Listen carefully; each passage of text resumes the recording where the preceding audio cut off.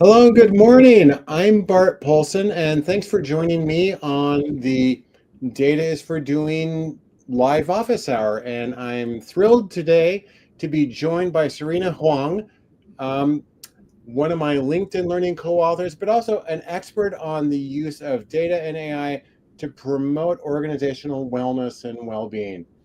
Um, Serena, thank you so much for coming. Thank And you. Thank you for having me. Hi, yeah. everyone. And before we get started, I just want to send out a small invitation. If you are watching us, whoop, let me press the right button to make a comment and say hello and tell us where you are. Tend to get people from all around the world. I am in Salt Lake City, Utah, in the Western United States. And Serena, where are you located? I am in Chicago, Oh, although these days it seems like it's rare I'm actually here. So, okay. Well, I'm glad you're here. Thank you. Um, And um, I also want to spend a little bit of time. You should have seen the links when I announced this on LinkedIn, but this is Serena's LinkedIn profile. And she is also a LinkedIn Learning author with a collection of courses there. This is the link to that profile. But probably most importantly is she has her own website, Data with Serena, and has recently published, recently in the past couple of months, a new book, The Inclusion Equation, a book that I own. And then you can get it here, datawithserena.com/book, and at Amazon and other places. But if you're out there, please make a comment, say hello, tell us where you are. And we've got We've got Boss, who is in New Jersey. We've got another from Chicago and San Diego and from India. Thank you for joining us. And we've got a few things that we want to talk about today, but Serena, why don't you introduce yourself, your background, and what you do? So people who are here, and again, this is generally a data audience, but that's the group that you work with too. And so why don't you introduce yourself to the group? yeah, absolutely. Thanks again for joining, everyone. I'm Dr. Serena Huang, founder, CEO of Data with Serena, and LinkedIn instructor of now 5 courses. Not as many as you, but setting my goal there, I was told that I need to make like 20 to as a reasonable goal for the next few years. So we'll see if we get there, but That's a making big goal. progress. I know. Making progress. So far, I think 35,000 learners across different courses. So, really excited to continue to share my knowledge around data and AI in different platforms. And what I do these days the most is helping companies with their AI adoption through AI literacy and hands-on training tailored to them and solving specifically what holds them back, what holds their employees back from using AI in their day to day. And that ranges from how to use Microsoft Copilot, the entire suite to help yourself with productivity, to customize AI tools that many companies have started to create and really getting employees to adopt. I also do the human side of this type of work where I deep dive and connect with real employees to see why they don't use AI. And long story short, trust is at the core. I found that a lot of employees are now super anxious about AI replacing their job. And so, guess what? When I'm anxious about AI is going to replace me, what am I going to do? What do you think I'm going to do? I'm going to not use it. So, right? So, that is actually at the core of many organizations, small and large. And I work with the leadership team to get at the core of that so that people can really leverage AI and not hold back. So yeah, and I travel the world, have clients on 3 continents, and have gotten really good at navigating security and immigration in different countries. So I'm not sure if that's a useful skill. I didn't put that on my LinkedIn profile, but hey, maybe someday. You know what?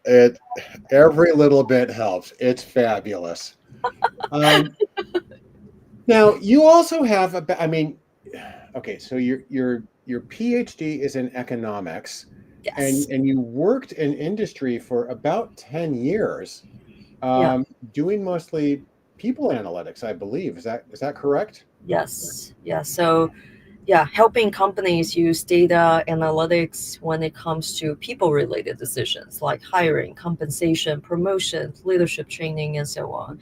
Um, And and in your book, you're specifically talking about this is the book, The Inclusion Equation, and in it you're making thank you. There you go. Mine is a Kindle copy, so I can't hold it up. okay. Thank you. Um, and you're making a very, very strong data-driven argument. Thank you for that. For the use of inclusion and addressing wellness in general. How has that message gone over? It's been an interesting year, as you can Oh, imagine. yeah, yes. Maybe other adjectives come to mind for you. But I think for me, I've seen really clearly where people stand as a result of this work.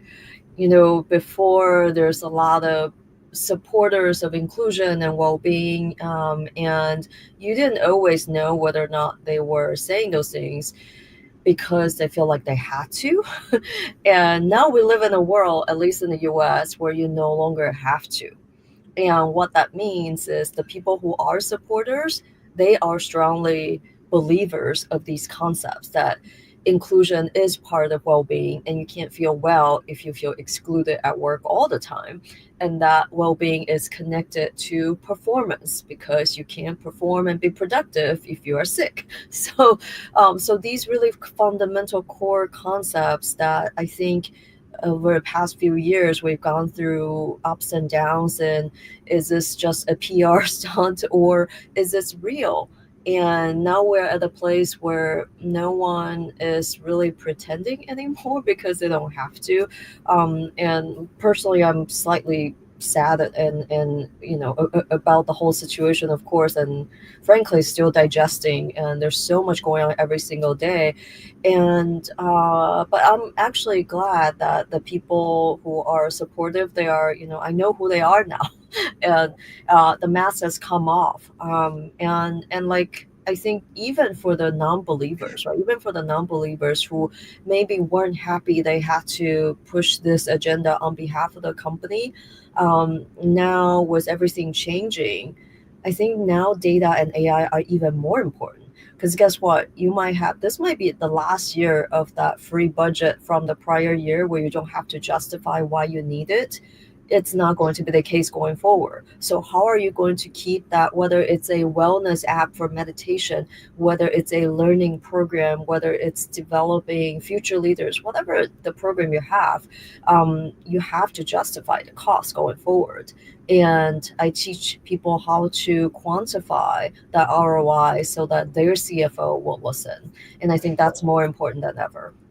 I think you made a really good point. So it's like the mask has come off. Um, so as I was talking with you beforehand, and I was mentioning, I live in Utah, and I work at a state university, and so many of the diversity, equity, and inclusion programs, which were sort of mandatory, I don't know, 6 months ago. Uh-huh. I mean, those words are specifically forbidden by the state legislature now. We cannot say those in university policy. They cannot be in the syllabi for required courses. I mean, talk about a whiplash. And we just passed another law to outlaw pride flags on state grounds. So we have to be very specific. This does not count as a flag. It's a watch band. They're very clear about what counts or not. But anyhow, and I'm reminded of one of my favorite scenes from the TV show Breaking Bad. I'm not going to go into detail, but it involves knowing where things stand, even if they're very unpleasant. Mm, Now, but this gets us back to the really important point. You make a data-driven argument. And the funny thing about that is a lot of times when it comes to things like wellness and when it comes to social values and social justice, a lot of times there's a lot of people on either side of the argument who are not comfortable with data. They go, no, no, no, it's not that. We're not making an economic argument. This is just right or wrong, and you just do it, or in some cases you just don't do it.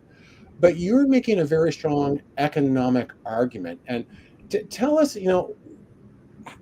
how have you been able to make that argument, and how has it been received both by people who were, say, predisposed to the argument or who may have had hesitations? yeah.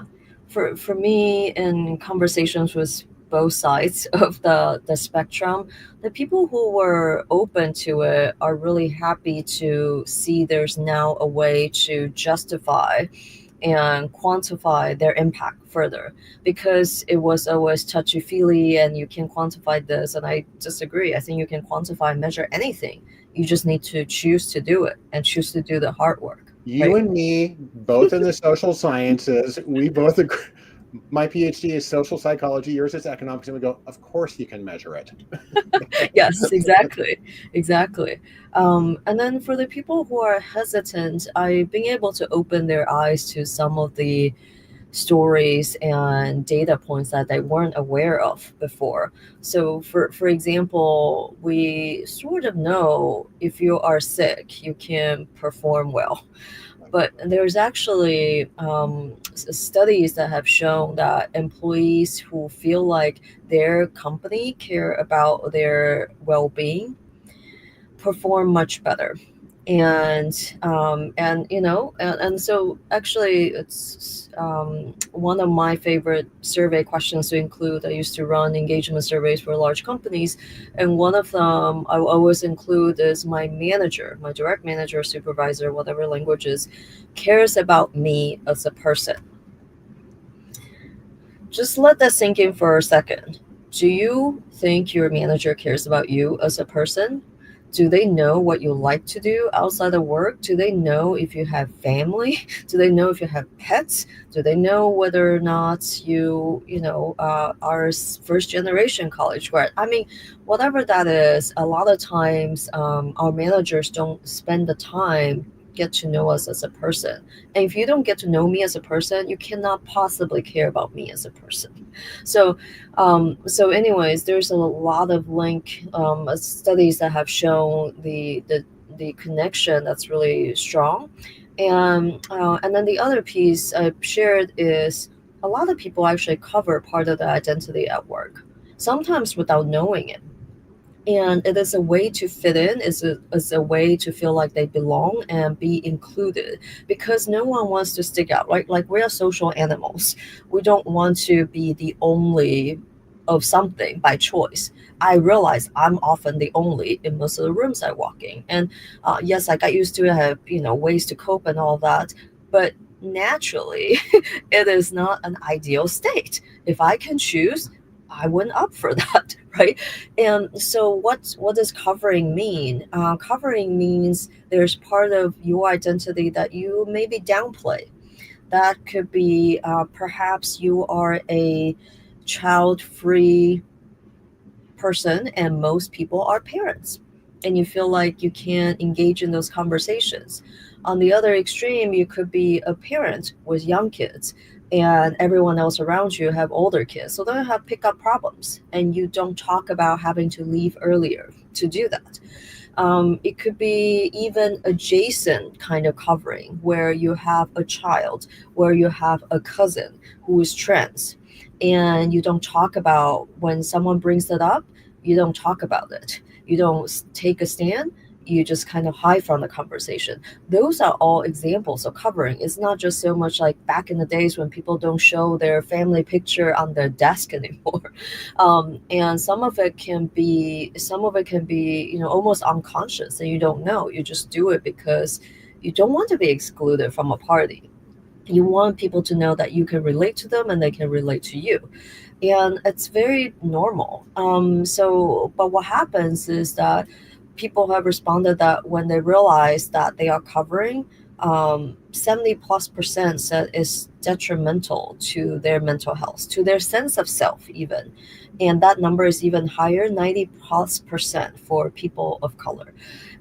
So because it's so core, right? It's so core, and we talk about even context switching, identity switching, having to wear different clothes, having to use different language, and that is exhausting for the brain. So that cannot be good for your mental health. So I think covering is another concept that a lot of people don't realize, that whether or not you stand for DEI, inclusion, belonging, whatever the next acronym is going to be for your organization, Mhm. doesn't matter. Majority of people actually cover part of their identity, sometimes without knowing, more than 60%. So that means between you and that colleague next to you, one of you is covering something. So, the solution to that is, of course, manager caring about their employees as a person, and creating an environment where people can actually speak up. And that doesn't mean, I actually disagree with the whole we have to bring 100% of ourselves to work all the time concept. Like, look, if you want to get ahead, it's probably going to be tough, all right? And I've been a hiring manager for a long time, so I'll just say that as from experience. But you should be able to bring enough of you to work where you don't feel like you're hiding the majority part of you. I think that's probably where I would draw the line. Excellent. There's certain right, there's certain parts of you that you can leave at home, you can leave somewhere else, and that's okay. But if you have to hide that you are first generation immigrant or first generation college grad, and everyone went to Ivy Leagues, like that's very difficult to navigate as a person.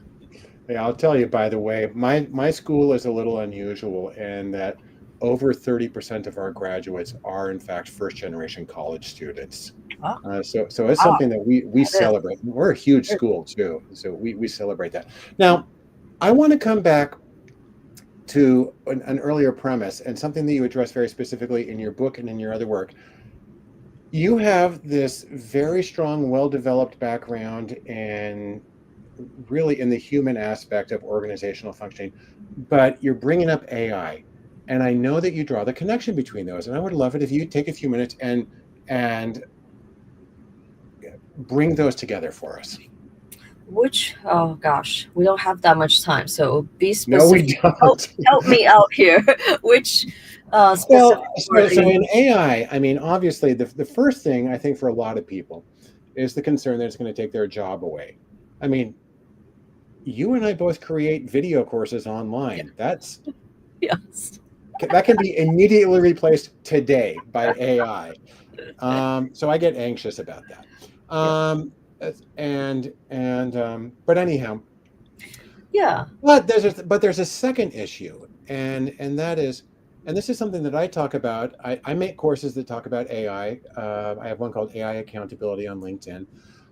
Part of the risk of AI, aside from the fear about people losing their jobs, is also that AI sometimes does not work as expected, and Right. sometimes, you know, obviously don't get some sort of bizarre work or code that's in the wrong language or doesn't function or something like that. But also, AI tends to have a very generic and specific AI voice. I mean, I read things sometimes, and I go like, that was not written by a person. Yeah. That was by AI. And I have seen, my three children are all college students, and I have seen feedback from their professors, and I've received emails from students, and I go, that's not human, that's AI. And yeah, I appreciate the fact that it means that the words are now correctly spelled and it's grammatically, consistent, Yeah. but you feel like you couldn't talk to me on your own, Right. and you lost your voice in the process. Yeah. I'm gonna be provocative here, Bart. I think that's a good thing. I actually don't mind when people use AI to write to me, to talk to me. I don't care. Like I think this is where we're going, and I'm just embracing it. And I'll be honest, for a while, because I teach courses from time to time, and MBA programs mostly, and I noticed over the past 6 to 12 months, every essay is perfectly written. Every PowerPoint is beautifully created. Not a single error, right? And nobody, and then this one class, because it's analytics, right? We have majority are non-native speakers, Right. and Okay. and That's a so separate issue. That's an important one. right, that's a separate one. So I have, gone from, oh my gosh, this is not great, nobody's learning anymore, they're using this as a shortcut, to, you know what? It's actually helping them get there faster, to get their ideas on paper, or not paper, faster, in a fluent way that they otherwise wouldn't necessarily be able to, without spending days and days on it. So I'm okay with that. What I'm less okay with is when people stop using critical thinking completely, when people forget to continue to build their human skills, and sort of everything, they no longer have their own thoughts. That's not okay. And they lost their creativity, and they no longer know where they began, or where they end, and where AI begins, right? And so I advocate for people to really work on their human skills in my book, and there are seven of them. Critical thinking is one of them. Empathy is another one. And so it's really hard. And how do you actually do that? You have to have a balance of some sort. One of the things I do myself is, again, I use it so much, right? Like last night, no joke, I had a dream about Copilot. Like I was trying to predict headcount using Copilot in Excel. Very vivid. And and someone told me that might be a nightmare, not a dream, but but I use it so much that it's haunting me at night, and it's now sort of embedded. But I force myself to actually have no AI days, and no AI hours or afternoons. At least 1 to 2 days a week, I do everything as Serena the human, and I force myself to write kind of rusty emails from scratch, really rusty writing from scratch, what have you. And that's okay, and it just sort of it takes some muscle actually, to get used to that switch. But over time, I've learned to appreciate that I am proud of this rusty email that I wrote, but then I made it a lot better with my human skills afterwards. And I'm brainstorming using only my human skills and my human brain, and that's okay. And then there's some other days where I know I just need AI to help me get there faster, and do it better, and I'm okay with that as well. What I started to do though is that I'm very transparent about things. So if I'm presenting a deck, right, I will say, right on the front page, assisted by Copilot, or drafted by Copilot, and then Serena edit, right? And because I want to practice what I preach, which is transparency is part, and trust are at the core of AI adoption. And yes, that takes some of the power away, right? If you look at the same deck that I created versus what AI created, you might be more impressed with the one that AI created. But if I don't tell you and I pretend that it was my work, you'll be like, oh wow, that's incredible. And I did this in 5 minutes. You're starting to be very skeptical at that point, right?